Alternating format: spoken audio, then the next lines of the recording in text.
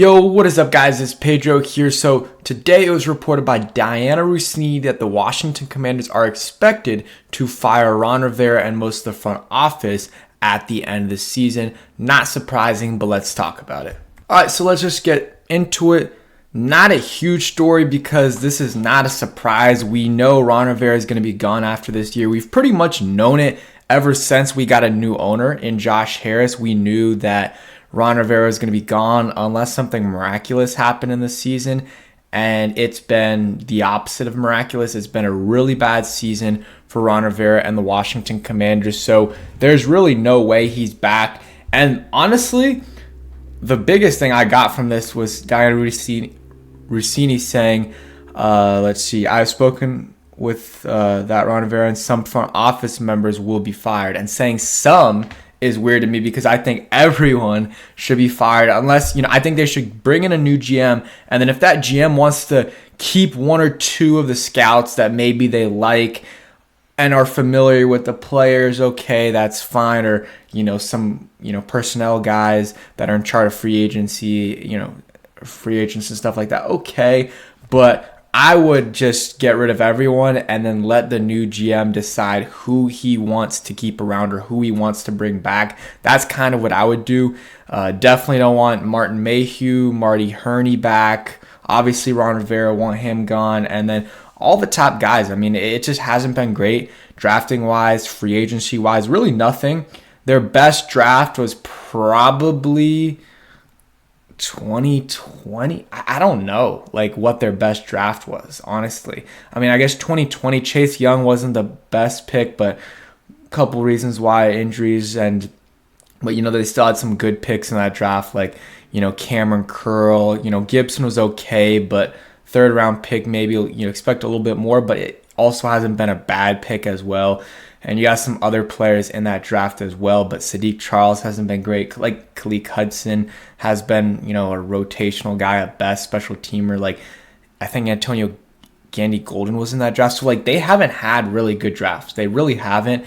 And that's, at the end of the day, that's Ron Rivera. And if you're firing him, you might as well fire everyone else because he brought in these guys. Ron Rivera brought in Jack Del Rio, Eric Bieniemy, most of this coaching staff, brought in Martin Herney, Martin Mayhew, Eric Stokes, all these guys, Polian, all of these guys. Ron Rivera is the reason they're here. So if you're firing Ron Rivera, I think those guys should be gone as well, unless they've been, really good and we just, they haven't been able to make the decisions or the new GM has connections with them and likes them, then maybe you can keep one or two of the lower tier guys or the guys that are just scouts, not guys like Martin Mayhew and Marty Herney who are at the top of the list in terms of, importance, because Ron Rivera is a top guy, but then after that, you got Martin Mayhew and Marty Herney who are running things as well. So I just think they need a complete overhaul. And we know Rivera is going to be gone. It's not a surprise at all. I would be surprised if it isn't done 1 or 2 days after the season's over or even right after the game against the Cowboys on January 7th. I would be surprised if he's the coach a week after that. Front office, though, I think the same thing needs to happen. Just get rid of everyone, move on, and let's completely rebuild. Or not if the new GM wants to rebuild, that's fine, but let's restart this era or start a new era, with Josh Harris. Let that GM decide what he wants to do, who he wants to take with that top pick, which is going to likely be top 5, could be as high as 2, probably will be around 4, which is what it is right now. If they want to take a quarterback, offensive lineman, receiver, there's a lot of things they can do, and Sam Howell still has a few more weeks to show what he can do for the rest of the year, but I think Sam Howell's been pretty solid this year for sure and hasn't had the best pieces on offense, especially on the offensive line, to help him out. So the GM's going to have a lot of decisions, and that's going to start with his head coach. Well, first off, it's going to be who's going to be the quarterback, because that might, influence the head coach a little bit. And then also, the GM's first decision is going to be, okay, do I think Sam Howell's my franchise quarterback or not? Then he's going to have to hire a head coach. And then, other guys in the front office. I'm going to be interested to see if Josh Harris hires a president in terms of on the football side. A lot of teams have presidents and GMs, so we'll see if that happens. We'll see Jason Wright. He's been very quiet recently, so I don't know. Could be running on the wall there for him to move on or go somewhere else. It's been a lot of up and downs with Jason Wright, a lot of mistakes, and you don't really know how much of those mistakes were on him or Dan Snyder, because working under Dan Snyder is just, it's not the best. It's not the best, and a lot of times, you can't control a lot of what your job is, and sometimes Dan Snyder just takes over and wants to do what he wants to do, and it makes you look bad.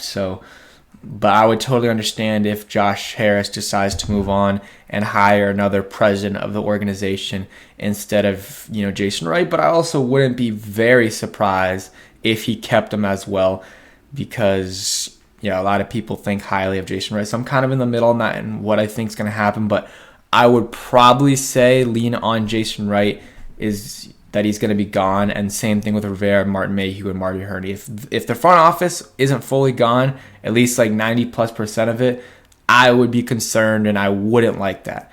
Again, if the GM wants to bring back some of those guys, that's different. But that needs to be his decision and not Josh Harris. It's like, okay, I like this guy, let's keep him around. Let's let the GM decide that. But it's different in terms of the analytics people that Josh Harris has brought in. That's fine. I mean, those guys, they're going to work with the GM and stuff a little bit, but the analytics guys, it's a little bit of a different story. They're more just giving information to these guys. So that's actually real quick. Let's go into injury updates. And then where was it? Brian, I guess, I don't know why I thought I had this here, but Brian Robinson will be out for the Commanders game tomorrow. So it's going to be tough. It's going to be tough tomorrow. Don't expect to win.